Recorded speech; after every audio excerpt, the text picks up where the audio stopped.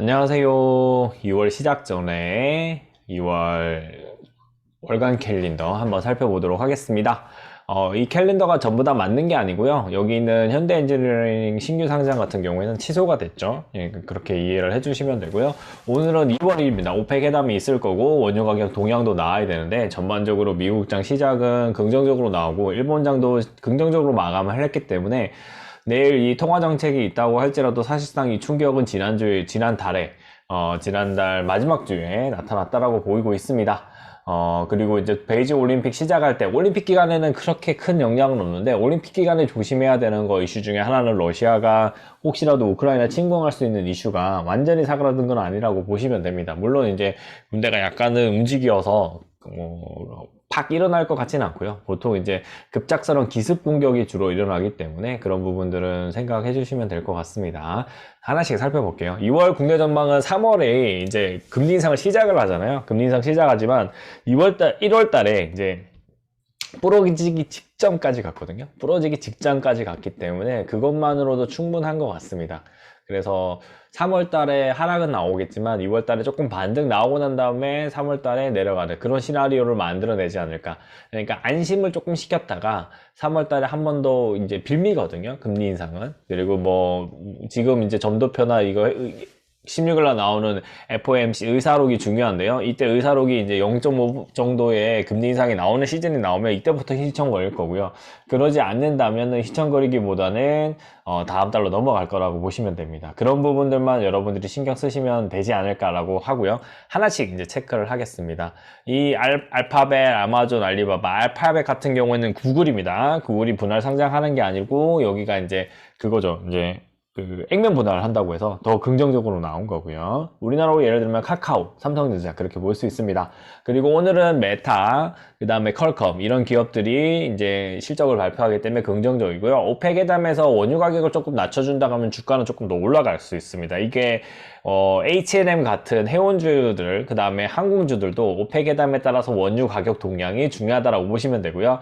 그 다음에 EU의 소비자 물가지수도 중요한 요인입니다. 이 소비자 물가지수가 그렇게 높게 나오지 않는다면 추가적인 상승이 나올 수 있지만 기본적으로는 이제 유럽이 이제 오미크론의 영향으로 확진자가 늘어났지만 셧다운을 이제 중지를 하고 사실상 일상으로 돌아가고 있거든요. 그러니까 우리나라는 원래 확진자가 없었다가 확진자가 되니까 지금이 약간 문제처럼 보이지만 실질적인 중증도와 사망자를 비교를 해보니까 그렇게 치명적이지가 않습니다. 그런 부분들 여러분들이 생각해 주시면 되고요.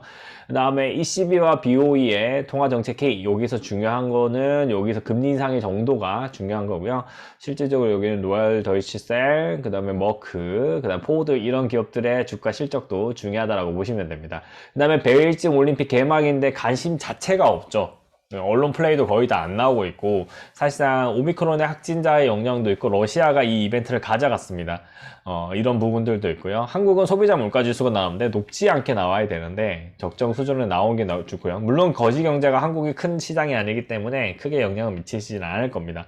미국의 이제 임금 상승률과 경제활동 참가율, 실업률들이 사실상 금리 인상을 좀 세게 가느냐, 그 다음에 QT라고 불리는 자산 매입 축소가 아닌 자산 축소, 그러니까 대차 대조표 축소를 많이 하느냐 아니냐를 결정짓기 때문에 여기서도 높게 나온다면 시장이 잠시 휘청휘청거리고 금리는 올라가는 그런 현상이 일어날 겁니다. 근데 이거는 2월달이 가지고 있는 숙명이라고 보시면 돼요. 3월에 금리 인상이 되면은 줄어들 수밖에 없다 라고 봐주시면 됩니다.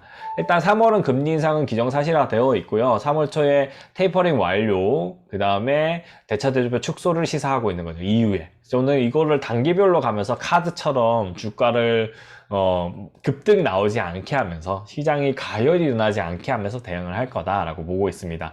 삼성전자를 지난달 말에 추천을 해드린 가장 큰 이유가 여기 있습니다. SE22 공개 이벤트가 있고요. 그러면은 이 공개 이벤트와 관련해서 원래 실제로는 누가 더 좋냐면 부품주가 훨씬 좋아요. 부품주가 훨씬 좋지만 그럼에도 불구하고 삼성전자 자체의 주가도 같이 갈 수 있습니다.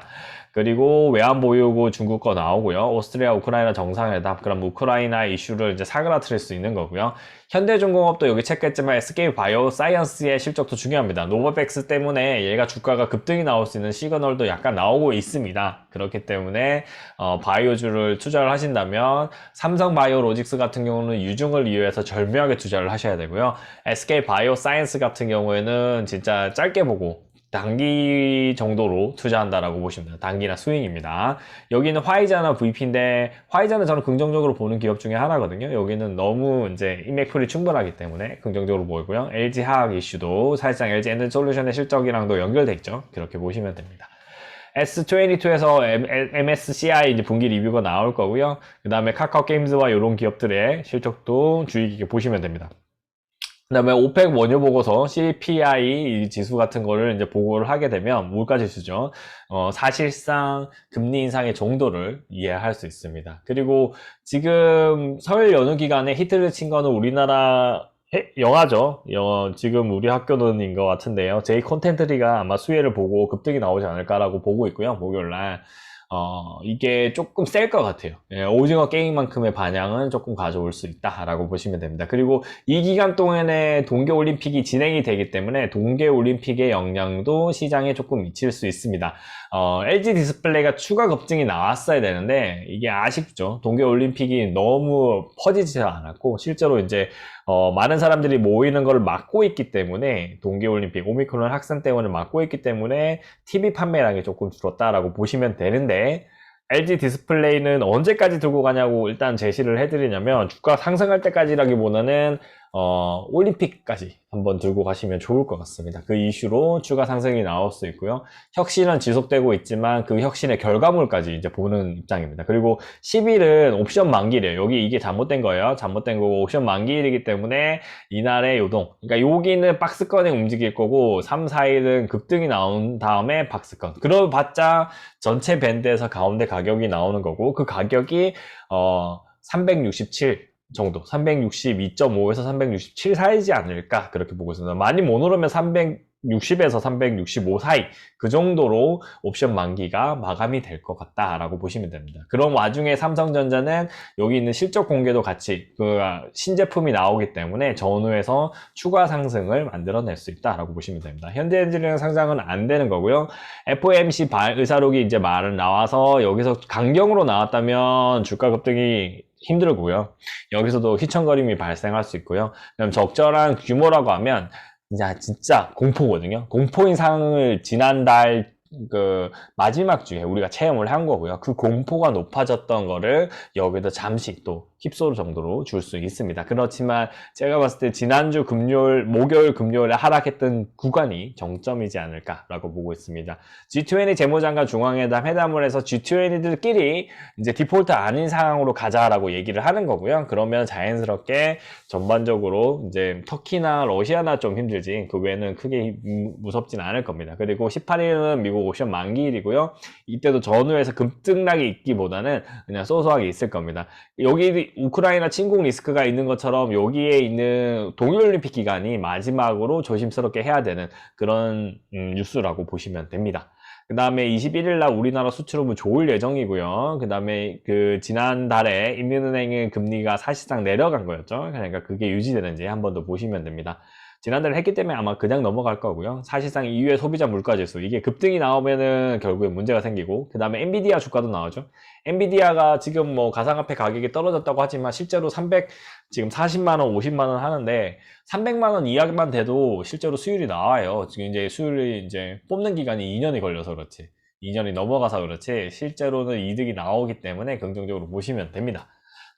하는 금융안정점검회이지만 지난달에 금리 인상을 했기 때문에 큰 이슈가 없고요. 버크셔 해서웨이는 안정적으로 우상향하고 있고 실제적으로 지금 금리 인상기에서도 수익률이 나쁘지 않은 걸로 보고되고 있거든요. 그런 부분들이 긍정적이라고 보시면 됩니다. 여러 가지 요인들이 있지만 여기 나와 있는 미국 사회복지 예산안입니다. 이게 통과된다면 긍정적이에요. 전체적으로 미국장의 주가가 상승이 되고 계속 상승이 되는 겁니다.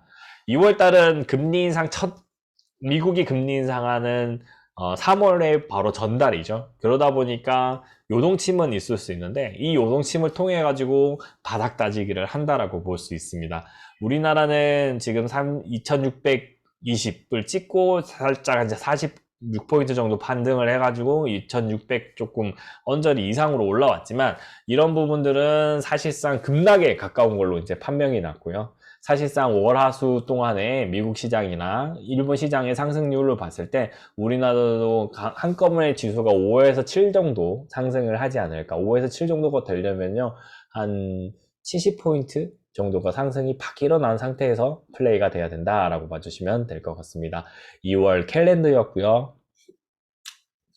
다음 달에도 월말에 정리해서 같이 함께 보도록 하겠습니다. 그리고 매주간 여러분들이 이제 주간 시황을 보시면은 일주치를 정리를 새롭게 데이터를 정리해서 알려드리도록 하겠습니다.